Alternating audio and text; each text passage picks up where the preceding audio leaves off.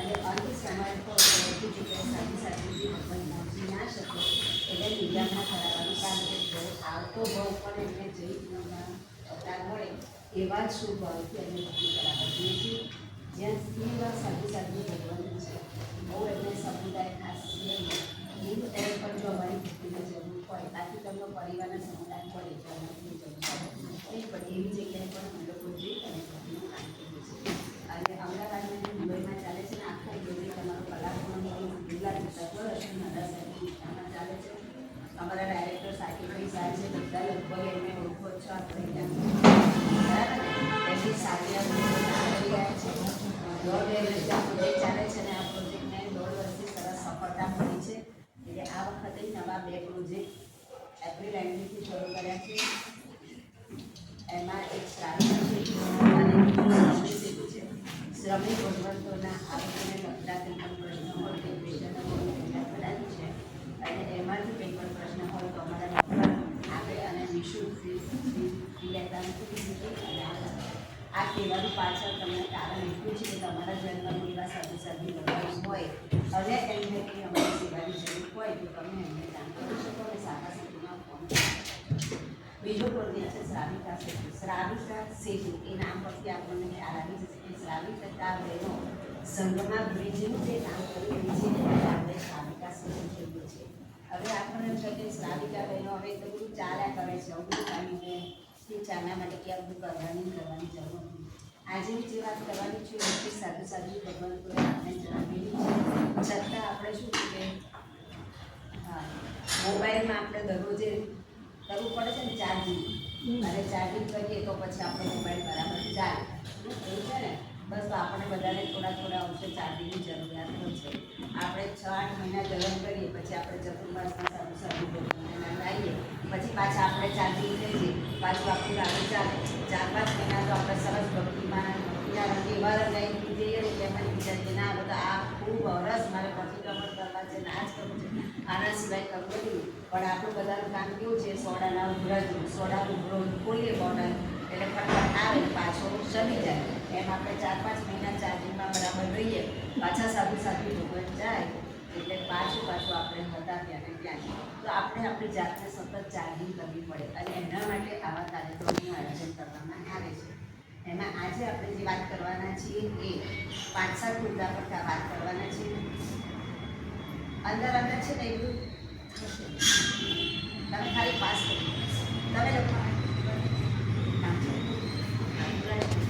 મારો અવાજ પહોંચે છે ને મજા છે ને. હા બસ. હવે શ્રાવિકા સેતુ તો શ્રાવિકા બહેનો આપણે જે ધારીએ તે કરી શકીએ છીએ. આપણે ઘરનું કામ હોય બહારનું કામ હોય પોતાનું હોય કે કંઈ ખરીદ કરવી હોય તો એની હાવ ગમે તે રીતે કશું ના હોય તો આપણે સારા ભાગરો બસીને પણ આપણું ધર્મ કરાવી શકીએ છીએ. કર્યા છે ને. હા હવે સૌથી સરસમાં સરસ લિસ્ટ દ્વારા આપણી સામે છે આપણા સાધુ ભગવાન શ્રાવક અને શ્રાવિકા એટલે કે એમના મમ્મી પપ્પાએ જે એમને સંયમ મારે બતાવ્યો એમને સંયમ લીધો. તો આ શ્રાવિકા બેન અને શ્રાવકની જ પ્રમાણમાં તૈયારી છે એને કારણે જ એ લોકો રહી શક્યા છે. આપણું પુણ્ય કાચું પડે છે એટલે આપણે બધા અહીંયા છીએ. પણ આ પુણ્યને આપણે કંઈક પુરુષાર્થ તો કરવો પડશે ને કારણ કે સંસારી વગર પુરુષાર્થ નહીં કરવો આગળ નહીં આવે તો એ દિશામાં આપણે પુરુષાર્થ કરવો પડશે. અને એ પુરુષાર્થ કરવા માટે આવી જુદી નાના 5-7 મુદ્દા છે એના પર આપણે વાત કરીશું અને એ પ્રમાણે આપણે એના ડગલા ભરીશું. ગિરનાર જવું છે અહીંથી નક્કી કર્યું ગિરનાર જવું છે ગયા પછી ગિરનાર જઈને આપણે એમના દાદાને તો ભેજવું પડશે ને એના માટે તો ગયા છીએ એ કર્યા વગર તો નહીં એના એટલે શું કરવું પડશે આપણે પર્વત ચડવા માટે પહેલું ડગલું ભરવું પડશે દરેક એ જવું પડશે દરેક ગયા પછી ના હવે તો મારે ગિરનાર ચડવો છે તો બસ આપણા ધર્મ માટેનું પણ આ જે આપણે સંઘના કામમાં જે કરવાનું છે એના માટેનું આપણું પહેલું પગથિયું છે. અને આ પહેલું પગથિયું ચડીશું તો સતત ને સતત આપણે ચડતા. હવે આ બધી છે ને સંસ્કાર પાડવાની વાત છે. સંસ્કાર આપણામાં છે, ભરપૂર છે, પણ આપણે શું છે થોડું કોઈ પુષઅપ કરવા પાડવું જોઈએ. કોઈક આપણે જે આ કરવા જેવું છે, આ કરવા જેવું છે, તો આપણે કહીએ ને પાછા કરવા જેવું છે ખબર પડે, પણ તોય શું કરીએ, બીજા કરે છે ને ચાલશે, બીજા કરે છે ને ચાલશે. તો હવે આપણે શું કરવું છે ને આ કામ હવે જ કરવું છે ને આ કામ હવે કરવું છે. તમારા એના સંઘમાં તો બહુ સરસ એક્ટિવિટી બધું થાય છે, હું જાણું છું. સાથે લઈને દીદીને લઈને બધું આમ મોટા ભાગની અહીં એક્ટિવિટીની મને ખબર જ હોય છે. પણ તે છતાંય ફરીથી આપણે કંઈ કરવું એમ ચાર્જિંગ થવાની જરૂર છે અને એના માટે આપણે મહેનત કરી. સારું સારું ભગવાન તો 4-5 મહિના પણ મહેનત કરે છે. એમના સ્વાધ્યાયને આરાધના એમની છોડીને આપણને જે ધર્મમાં આપણે ટકી રહીએ, જે ધર્મનું આપણે વધારે વધારે જ્ઞાન મેળવતા રહીને કામ કરીએ, એના માટે આ બહુ જ મહેનત છે. અને એમની મહેનત જે છે બસ એમને અમે ખાલી ચાલુ કરવાનું કામ કર્યા છે. તો શ્રાવિકા સેતુ અંતર્ગત હવે પહેલી વાત છે શ્રાવિકા શું કરે. આપણને ખબર છે પાણીની દેવીની વાત, એમના શ્રાવકને ખબર નથી અને અમે ચાંદની અને છોકરાને આપી દીધો. બરાબર, હાલમાં શેઠાણીની વાત આપણને ખબર છે, અનુપમા દેવીની. આ બધી શ્રાવિકા જ બહેનો છે કે જેમણે શાસન માટે ઘણા ઉત્તમમાં ઉત્તમ કામ કર્યા છે.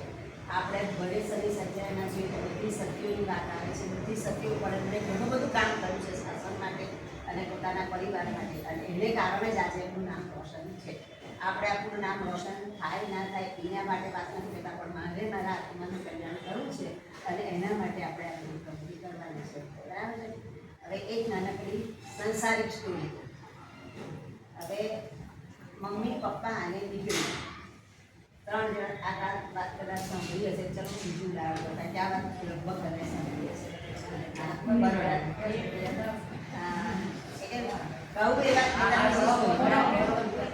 તો મમ્મી, પપ્પા અને દીકરી 3 ઘરમાં પરિવારમાં 3 જણા હોય છે. દીકરી 4 વર્ષની હોય છે અને બીમાર પડે છે. બીમાર પડે એટલે ઓબ્વિયસલી આપણે દવાખાને દીકરીને લઈ જાય છે. દવાખાને લઈ જાય છે, ડૉક્ટરને બતાવે છે એટલે ડૉક્ટર કહે છે એટલે બચાવવાના 70% ચાન્સીસ છે, પણ એને હાર્ટની તકલીફ છે એટલે ઓપરેશન કરાવવું પડશે. એટલે મમ્મી પપ્પા શું કરે, હા મારી તૈયારી છે, ડૉક્ટરને બધું પૂછ્યું રેડી થઈ જાય છે. હવે રેડી થઈ જાય છે એટલે પછી શું થાય છે કે ડૉક્ટરે એપોઇન્ટમેન્ટ આપી દે છે કે આ દિવસે આપણે દીકરીનું ઓપરેશન કરવાનું છે. એ દરમિયાનમાં એની મમ્મી શ્રાવિકા જે હોય છે ને દરરોજ દીકરીને કયા કરે છે.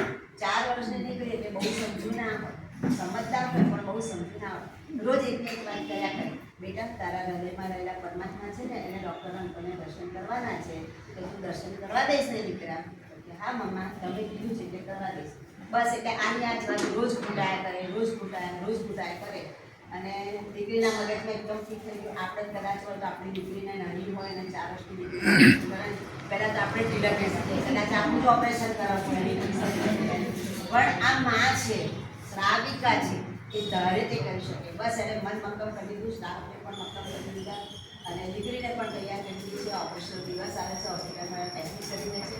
ડૉક્ટર ઓપરેશન શરૂ કરે છે એ પહેલાં દીકરીને પૂછે કે બેટા તે તકલીફ નથી ને, તમને ડર નથી લાગતો? તો ના અંકલ, મમ્માએ કીધું છે ડૉક્ટર અંકલને તારા હૃદયમાં રહેલા પરમાત્માના દર્શન કરવા છે. મને રીક્ષ નથી લાગી, મને કાંઈ બીક નથી લાગી, આપ ખુશીથી દર્શન કરો.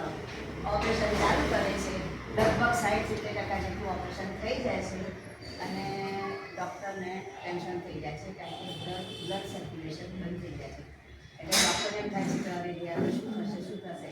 જ્યારે આપણે દુઃખમાં હોઈએ ને, મુશ્કેલી જ્યારે પડે ત્યારે એટલે ડૉક્ટર પણ શું કરે છે, પરમાત્માને યાદ કરે છે. પરમાત્માને કીધું એ પરમાત્મા આ દીકરી અને માની જે અડગ શ્રદ્ધા છે, આ શ્રદ્ધા એમની ટકી રહેવી જોઈએ, એના માટે આ ઓપરેશન આજે સક્સેસ કરવું જોઈએ. બસ એ તારા હાથમાં છે, ઓપરેશન સક્સેસ કર. તરત જ બાજુમાં રહેલા આસિસ્ટન્ટ ડૉક્ટરને રહ્યા છે. ડૉક્ટર સાહેબ ચમત્કાર તો કે શું થયું? કે બ્લડ સર્ક્યુલેશન ચાલુ થઈ ગયું અને સરસ ઓપરેશન પાર દીકરીને બહાર લાવે છે. બહાર લાવી અને દીકરી જ્યારે બહારમાં આવે છે ત્યારે ડૉક્ટર પૂછે છે, બેટા તમે કેમ છો, મજામાં છો?